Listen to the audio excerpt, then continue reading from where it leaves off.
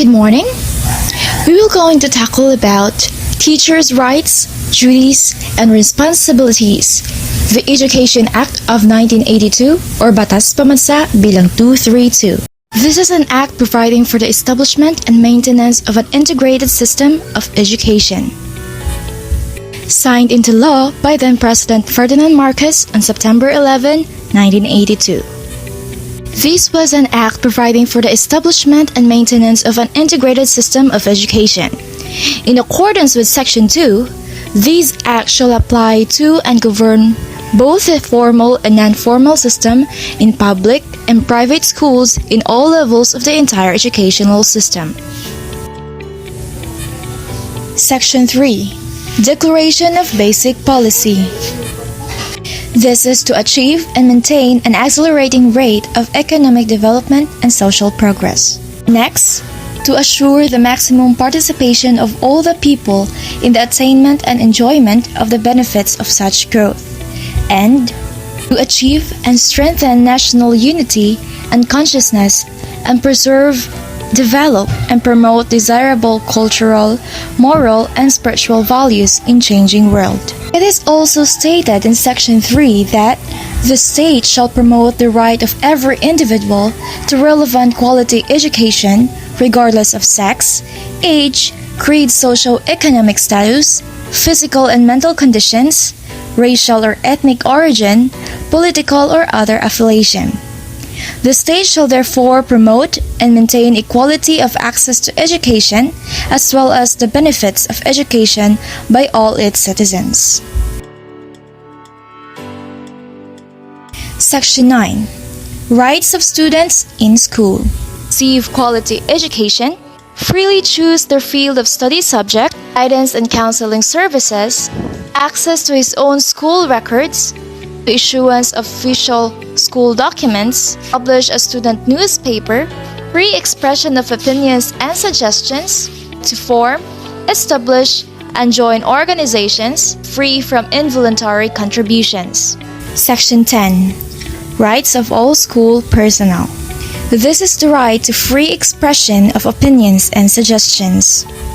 The right to be provided with free legal service by the appropriate government office in case of public school personnel.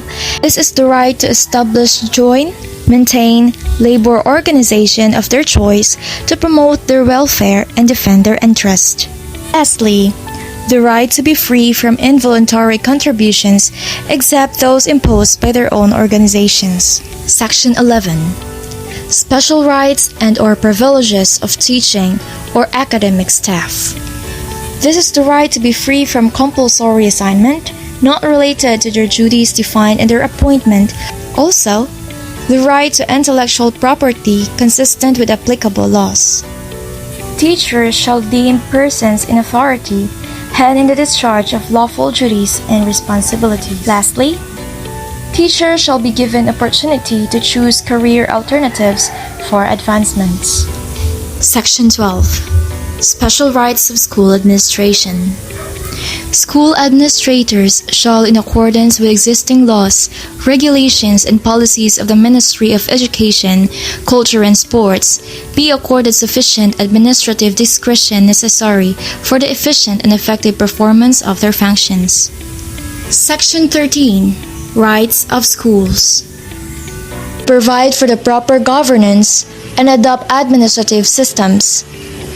And it is the right to determine academic grounds, who shall study, teach, and what subject of study. Maintenance of quality education. Section 16.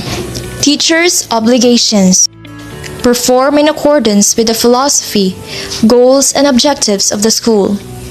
Second, be accountable for specified learning objectives within the availability school resources. Reports on performance of each student and guardians with specific suggestions for improvement. Moreover, it is also to maintain and sustain his professional growth and professionalism in his behavior at all times. Refrain from making deductions in students' scholastic rating. And lastly, participate as an agent of constructive, social, economic, moral, intellectual, cultural, and political change within the context of national policies. Section 17. Schools administrators' obligations. Perform in accordance with the philosophy, goals, and objectives of the school. Be accountable for the effective administration of the school. Develop a healthy school atmosphere conducive to the promotion and effective teaching and learning and harmonious school-personal relationship. Maintain professional in his work and in dealing with students, teachers, parents, and other staffs. Render reports to teachers, personnel, and staff on their actual performance. Observe due process, fairness, promptness, privacy, constructiveness, and consistency. Maintain adequate records and submit required reports. Section 29. Voluntary Accreditation.